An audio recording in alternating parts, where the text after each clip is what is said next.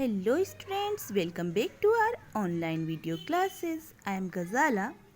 I hope you are all doing well. Students, today we will start our new unit, Unit 4, and we will start our unit with the poem Crying. Students, in our this poem, we will learn why crying is important for our life. It is a part of our life and why it is so important for us. Today we will learn about crying. So let's start crying. Crying means rona. As you can the picture of a boy who is crying, who is shedding tears. And now let's start. Read and enjoy. Crying only a little bit is no use. You must cry until your pillow is soaked. Then you can jump in the shower and splash, splash, splash. So poet is saying here, crying only a little bit is no use. Crying only a little bit. जो हम थोड़ा सा रोते हैं ना, वो बिल्कुल भी हमारे लिए यूज़फुल नहीं है, उसका कोई भी यूज़ नहीं है. You must cry until your pillow is socked. You must cry. अगर आप दुखी हैं, अगर आपको कोई सैडनेस है, तो आपको इतना ज़्यादा रोना चाहिए, ज़रूर रोना चाहिए. मस्ट मीन्स ज़रूर ही, क्राई मीन्स रोना चाहिए. अंटिल जब तक, योर पिलो इज़ सॉक्ड जब तक कि आपका तकिया क्या ना हो जाए, आपके टीयर्स से, आपके आंसुओं से आपका तकिया गीला ना हो जाए. आपको इतना रोना चाहिए, आपको थोड़ा नहीं रोना चाहिए, क्योंकि वो यूज़लेस है. अगर आप अपनी तकलीफ़ को, अगर आप अपनी सैडनेस को दूर करना चाहते हैं, तो आपको अपने आंसुओं में अपनी तकलीफ़ को, अपनी सैडनेस को, अपने गम को इतना बहा देना चाहिए कि आपकी जो पिलो है वो गीली हो जाए. सॉक्ड मतलब कंप्लीटली वेट, यानी बिल्कुल गीली हो जाए. Then you can jump in the shower and splash splash splash. Then you can jump in the shower. और जब आप खूब रो लेते हो, उसके बाद आप क्या कर सकते हैं, you can jump in the shower. Shower means होता है जो झरना होता है ना, बाथरूम में हम यूज़ करते हैं, जिससे हम नहाते हैं. तो फिर हम क्या कर सकते हैं, देन यू कैन जंप. तो फिर आप क्या कर सकते हैं, जंप कर सकते हैं. इन द शावर, शावर में. एंड स्प्लेश स्प्लेश स्प्लेश, हम करते हैं ना, पानी इकट्ठा होता है तो उसमें हम, आपने देखा होगा या करा भी होगा, जब बारिश का पानी इकट्ठा होता है तो हम उसमें स्प्लेश करते हैं ना, उसमें छपाके मारते हैं. तो हम क्या कर सकते हैं, खूब सारा रोने के बाद हम शावर में नहा सकते हैं और स्प्लेश कर सकते हैं. जो पानी इकट्ठा हुआ है उसमें हम छपाक मार सकते हैं. स्प्लेश मीन्स छपाके मारना. तो हमें थोड़ा नहीं रोना चाहिए, हमें इतना रोना चाहिए कि हम अपना पिलो गीला कर दें. और हम इतना रोना चाहिए कि वो शावर में हम नहा जाएं, आंसुओं के शावर में हम नहा जाएं. और इतना पानी इकट्ठा कर देना चाहिए आंसुओं का कि हम उसमें स्प्लेश कर सकें, यानी उस पर छपाके मार सकें.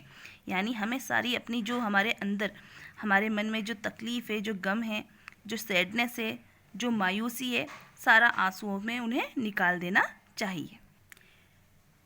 Now see your second stanza.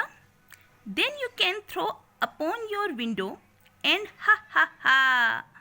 And if people say, hey, what's going on up there? Ha ha, sing back, happiness was hiding in the last year. I wept it. Ha ha.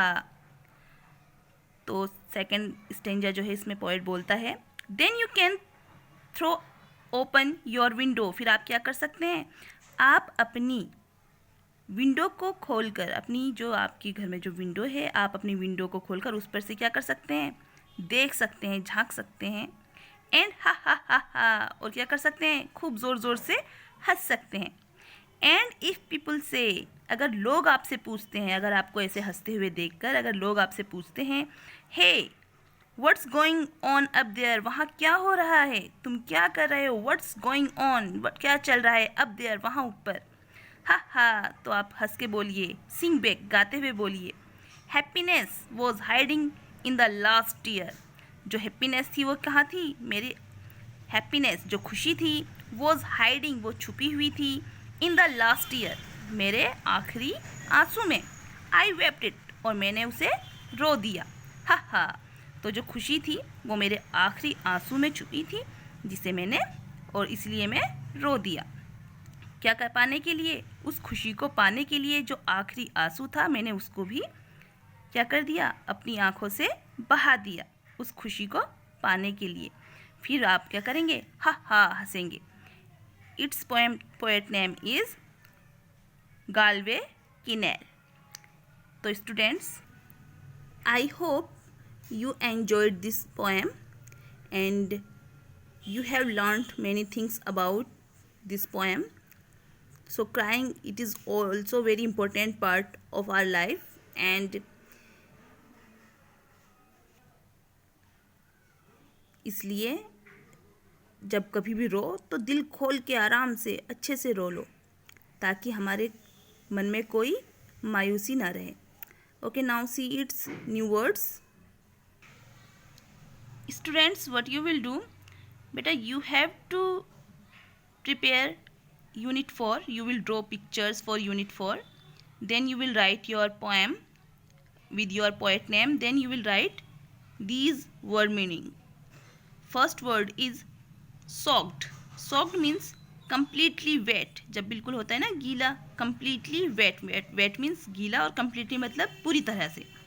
शार मतलब होता है bath, in which water is sprayed from above. शार यानी जो bathroom में होता है, हम यूज़ करते हैं।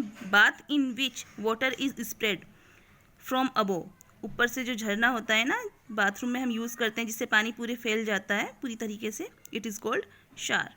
Wept is the second form of weep. Weep means होता है रोना, वेप्ट यानी रोया। शेड टीयर्स, आंसू बहाना। क्राइड मीन्स वो भी होता है रोना। But there is a little bit difference between cry and weep.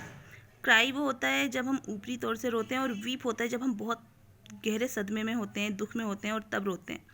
So it was a small difference between cry and weep, and I hope you will do your work very neatly and try to do sufficient work. Okay, thanks for watching this video. Bye.